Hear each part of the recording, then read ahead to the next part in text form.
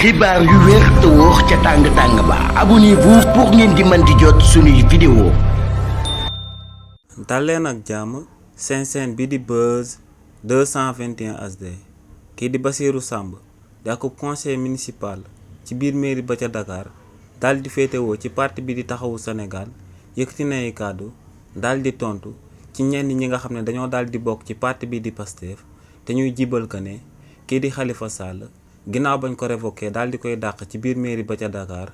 waa gouvernement wu président Macky Sall dañoo envoyé woon akub délégation spéciale daal di ko fay remplacer te kii di Barthélémy Dias ginnaaw bañ ko révoqué tamit daal di koy dàq ci biir mairie ba ca Dakar lu war waa parti bi di Pastef moom mooy ñu daal di fay envoyé akub délégation spéciale bu ko defee ñu daal di remplacer kii di Barthélémy Dias si li ni mel kii di Bassirou Samb ne lu leer ba am moom mooy que ne kàddu yooyee ñenn ñi bokk ci parti bi di Pastef di wax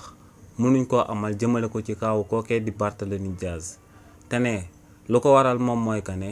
kii di Barthélémy Dias ci révocation bi nga xam ne moom lañ daal di amal ci jëmmam ne décision bi nekkagul akub décision bu définitif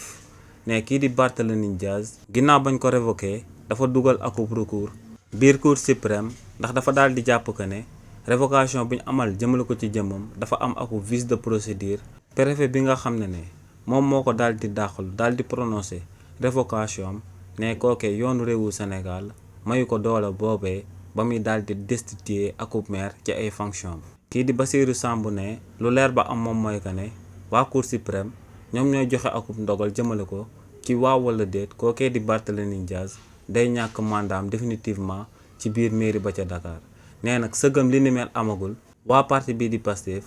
mënuñoo daal di envoyé akub délégation spéciale ci biir mairie ba ca Dakar ngir daal di koy diriger ndax ne radiation bu Barthélémy Dias nekkagut akub radiation bu définitif bu yoon daal di prononcé wu ba kenn dootu ci mën a dellu si. xibaar yu wér te wóor ca tàng-tàng ba abonnez-vous pour ngeen di mën di jot suñuy vidéo.